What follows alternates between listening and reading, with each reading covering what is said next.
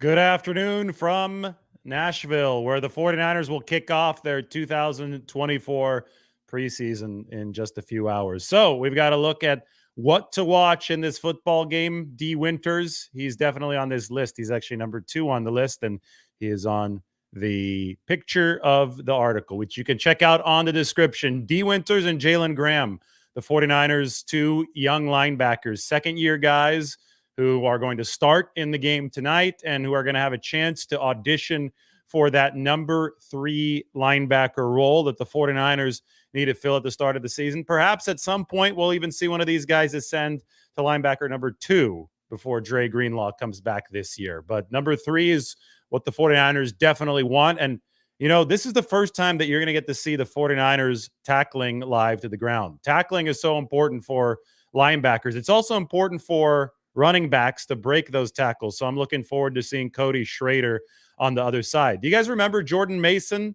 Last week, he was saying that he bought a $3,000 jugs machine and that his dad was feeding the jugs machine in the heat in the summer and helping him develop the receiving skills that I think have really impressed us over the course of this training camp. Well, Jordan Mason is from this Nashville area, and that's where all that work happened. So when we watch the running backs tonight, we're going to get to see Cody Schrader, the undrafted rookie out of Missouri.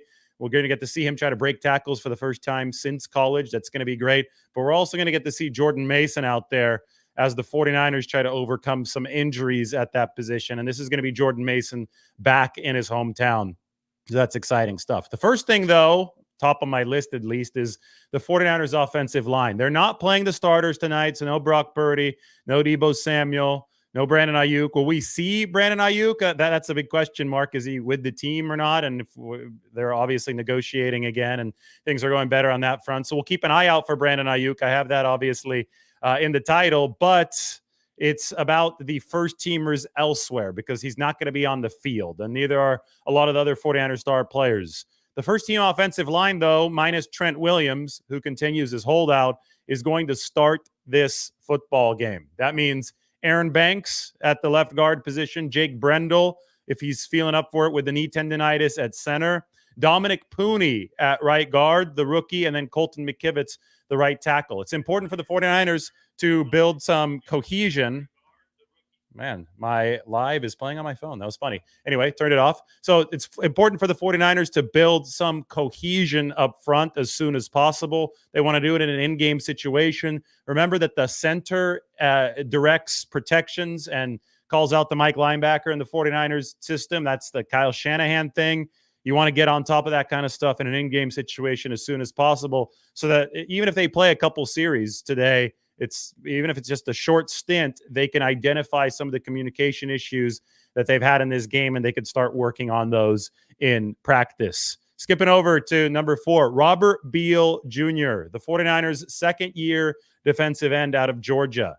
And this is a guy that's 4.40, right? I think it was 4.47, 4.48, but he did it at 250 pounds coming out of Georgia. So a complete athletic freak. They're able to get him in the 5th round because he didn't blossom in Georgia at the position that the 49ers are trying to play him at, and that is a hand down in the dirt edge rusher.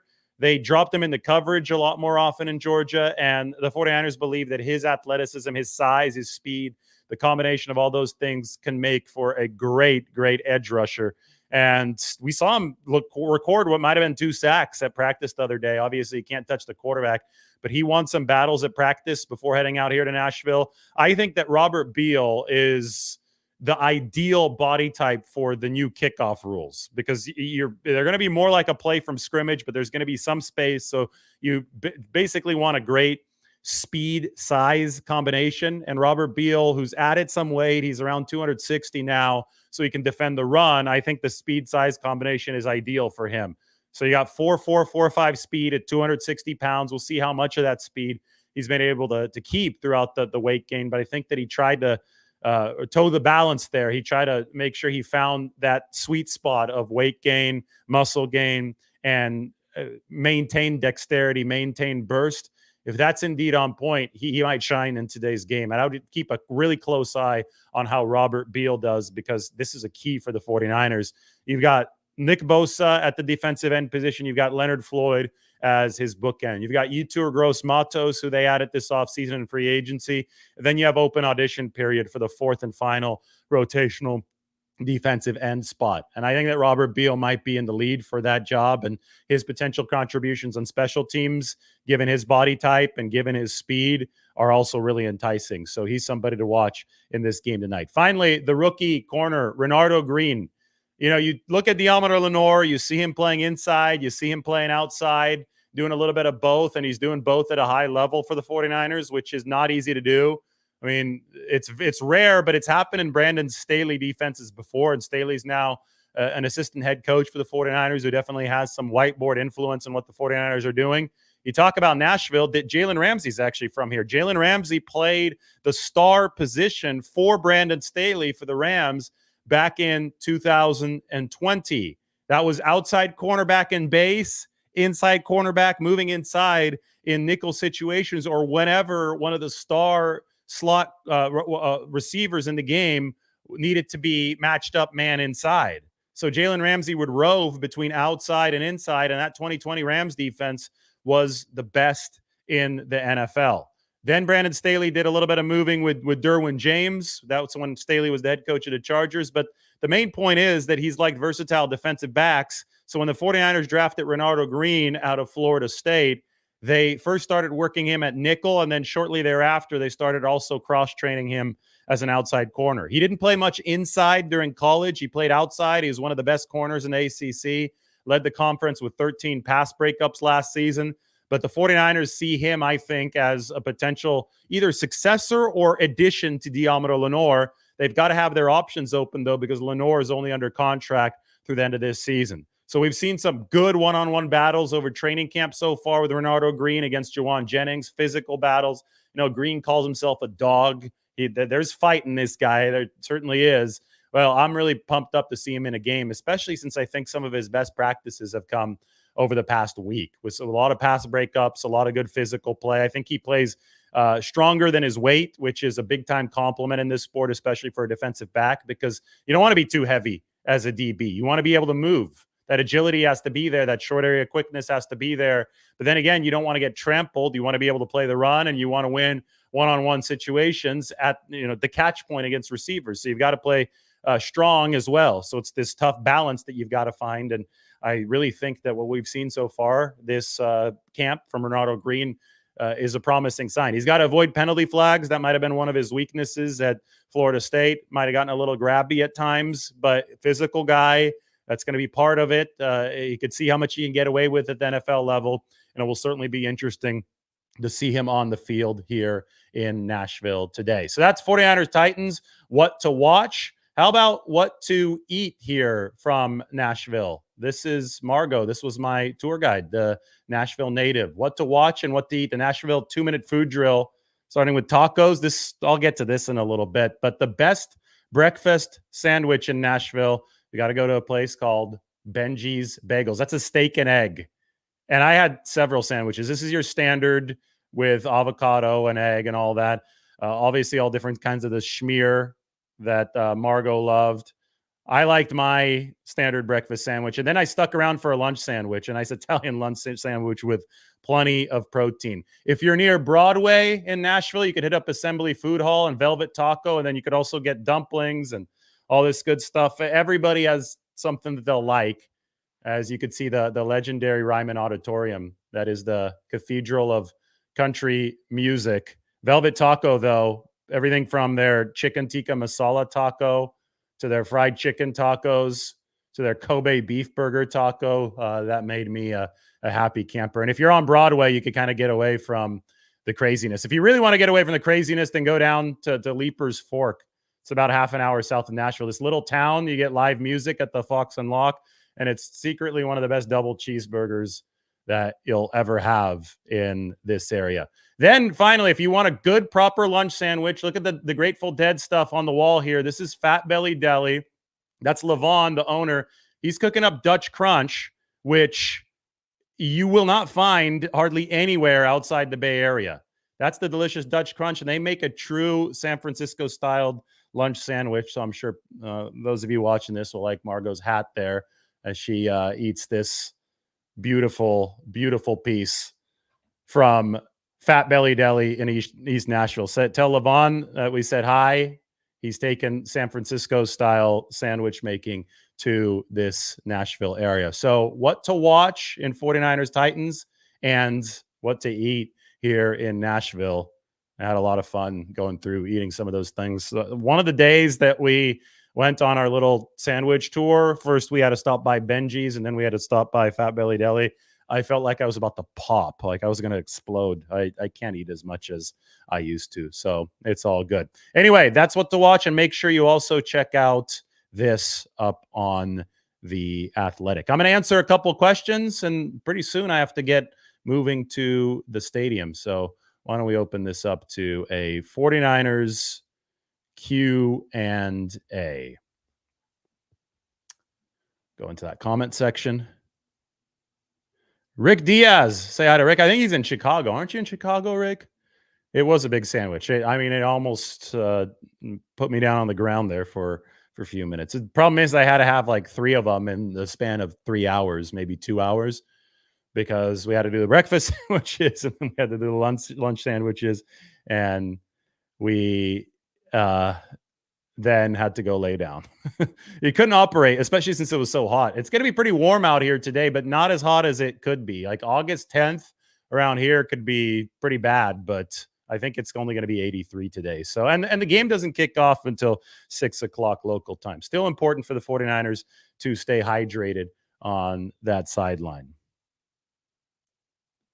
Saw Michael last night at the meetup. Thanks, Michael. I know I got to answer your message here. Sorry, it's been busy, but he's asking, McCaffrey isn't playing tonight, but will he be on the sidelines tonight? It depends on if he made the trip.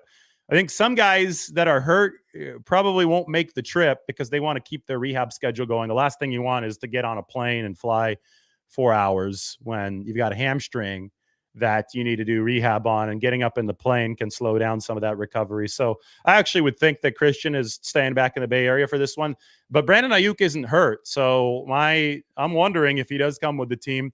I would think probably not. I think a lot of what we heard yesterday as far as the negotiations improving between the 49ers and Brandon Aiyuk means that the 49ers probably won't fine him if things are moving in the right direction for not being able to play in this preseason game. He didn't play anyway, even if he said that he's back and he wanted to. They wouldn't put him in without any practice. Plus, the first stringers aren't playing. But I think that's they also wouldn't make him go. I'm guessing at this point. So we'll see. I doubt that we see McCaffrey. I know that we'll see Deebo Samuel around. I know he's not playing because he was out at dinner last night in Nashville. So he's here. As far as the other star players, it's wait and see. Some starters might have to play. Obviously, they're playing the offensive linemen for at least a couple series, but this is mainly going to be a spotlight on guys who are lesser known.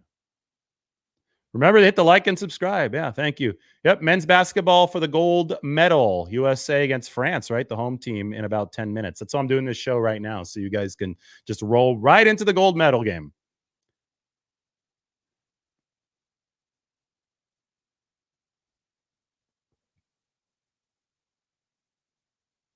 Any thoughts on Trent Taylor, who also lives here in Nashville? Seems like everybody lives in Nashville.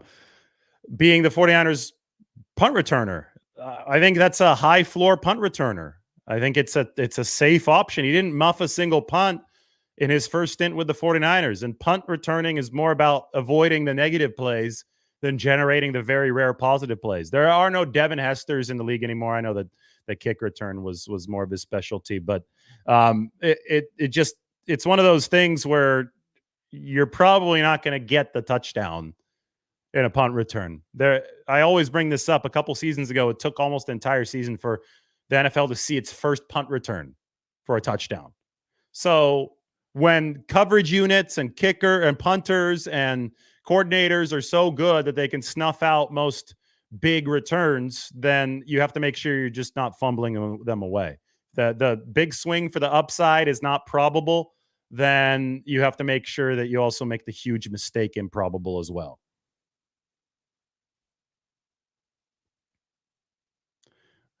What do people think the score in 10 minutes is going to be? USA or France? You can drop your score predictions into the chat or the comment section.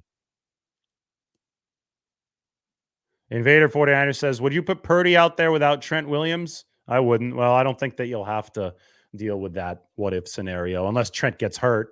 They put him out there last year without Trent Williams, and Brock was still playing decent football. That was when the 49ers were really struggling in the middle of the year. That was the Cleveland game, the Minnesota game, and the Cincinnati game. The thing is that Brock Purdy played, I think, really well for most of that Minnesota game until he suffered the concussion.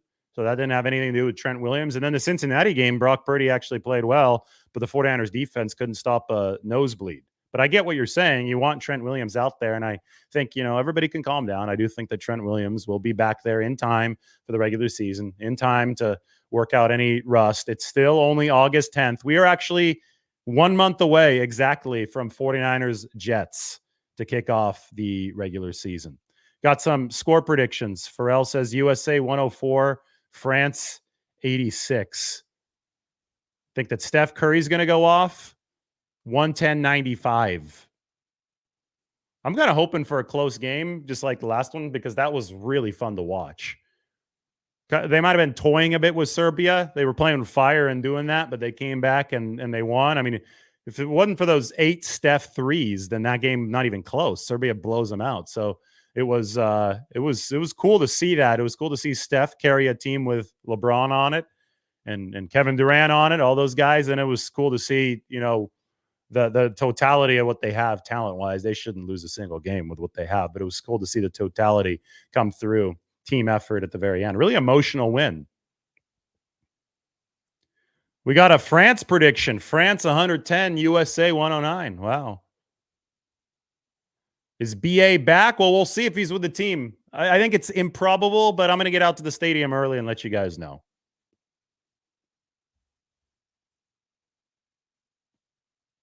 Serbia was likely the second best team in the tournament. That's true, but France has got the home court. It's their Olympics, so they might get a little bit of a boost out of that. I'm just looking for good entertainment. It's amazing how much more even the playing field is in worldwide basketball or the playing court, I guess I should say, the playing hardwood than it was 20 years ago, right? When the 92 Dream Team was out there, it was just a joke. There was no chance that those guys would ever lose. Now, I mean, you've got a talent-laden U.S. team, but there's NBA guys and there's NBA All-Stars on the other side of these games. Dave wants to talk some 49ers football. It's coming up today. You can check this out on The Athletic. This was my article. 5 players to watch in the 49ers preseason opener, from D. Winters to Cody Schrader. It's going to be fun stuff. I think that it's just important to get back into the game flow of things. So this first preseason game, you don't send out a lot of veterans. You don't send out a lot of the A-listers. You send out the guys that you have to put out there for cohesion's sake and also just to fill a job. I mean, they're sending out a punter today that they just signed, Presley Harvin III, because Mitch Wishnowsky can't kick because he's got knee irritation. It's not a serious thing, but they need somebody to fill that role. So there could be other spots where the 49ers need a starter or a veteran to fill a role. But mostly, if you can, you'd like the young guys to get their first experience wearing the NFL uniform, first NFL stadium experience, first NFL speed experience, all that. Because all these guys were like the best player on their college team or one of the best on their college team. So just by playing a game featuring other guys who are the best players on their college team, they're going to see a higher level of play. And they're playing within the scheme that they've been learning since they've been drafted or since they signed as undrafted guys in the spring, that they've been learning over the course of OTAs, learning over training camp. Now they get to put it up on an actual field. They get to put that on display. So will it look sloppy? Maybe. The preseason has not been a great product for entertainment purposes, but are these important reps for some guys? Absolutely. These are important reps for a lot of guys. I mean, I could even open the 49ers roster right here, and we can look at the whole thing in general. And we can just identify certain areas that are going to be focus points in this game today. So running back, for example, I wouldn't expect Mason to get all too much time, maybe a little bit back home in front of the family and friends in Nashville. Obviously, McCaffrey, Mitchell, Garendo out. So probably a heavy Cody Schrader game. Matt Breida just joined the team, but he probably takes some of the load off of Schrader. Keyshawn Vaughn probably takes some of the load off. Patrick Taylor Jr. has been beat up, so I don't expect to see him. Receivers had a lot of guys missing as of late, so maybe a nice Trent Taylor game today. Danny Gray and Ronnie Bell have a lot to prove over the course of this training camp, so could be a good opportunity for them. Chosen Anderson's not officially a 49er yet. They're going to have to cut somebody after this game to make room for him or put somebody on IR. And unfortunately, the probability is that somebody does get hurt. That's just how football works. Tight end, Mason Pline, huge game for him. Undrafted rookie, played years of college basketball and then only 2 years of college football. You better believe that his preseason debut is going to be a moment for him to really break off some of the nerves and acclimate to the flow of the game. You're going to see 4 of the 5 starting offensive linemen, at least as of right now. Obviously, no Trent Williams yet for the 49ers. Somebody like Nick Zakelj, I think, is auditioning right now. We've seen a lot of first-team reps for him, but the 49ers have limited space on their offensive line. I don't think they can carry 10, as I have projected here. So which one of these guys is going to be the odd man out? Is it going to, Feliciano's probably going to make the team. Burford is it going to be Hubbard? Hubbard going to make the team, or is Brandon Parker going to make the team? Is Zakelj going to make the team? I'm watching all these offensive linemen tonight. I'm especially watching the defensive tackles, T.Y. McGill, Clea Davis, Shaquille Brown. Shaquille is a player who played for Tennessee, got hurt last year. They let him go, tried out for the 49ers, and then he made the team right off that tryout. Big, strong defensive tackle. It's a position where the 49ers are still auditioning for the 4th and final rotational spot. So Kalia Davis, Evan Anderson, Shaquille Brown, T.Y. McGill. I mentioned the linebackers, D. Winters, Jalen Graham at the top of that list. And then Ambry Thomas, Samuel Womack, Darrell Luter, Renardo Green, those young corners. Got to watch them. At safety, don't forget about Jalen Mahoney. He went to Vanderbilt, which is also here. So he's also playing back in his own stomping grounds, undrafted free agent. Taylor Hawkins, who's been hitting hard during training camp. Malik Mustafa's first game action. Fun stuff indeed for the 49ers coming up tonight. There's a cool little Titans mural I got to show you guys that we drove by last night. I should have posted this, but I forgot. We had a busy time. We had the meetup, and we then we went out to dinner, of course. So I forgot to post this, but it's okay because you could post it later. It wasn't really time sensitive. Found it on my phone, sending it to my computer. It is there. And now we can put it up on the screen. This was just driving through downtown Nashville. Look at that with the guitar, Tennessee state flag, and the Titans helmet. Some local artwork. 49ers and the Titans. It's happening tonight. Hope you enjoyed that food video. I'll actually toss that one up as a separate video at some point, just in case anybody's coming over to Nashville, wants to know all the good secrets. We'll talk to you all soon. Enjoy the game tonight. That's what to watch and what to eat. See you in a bit.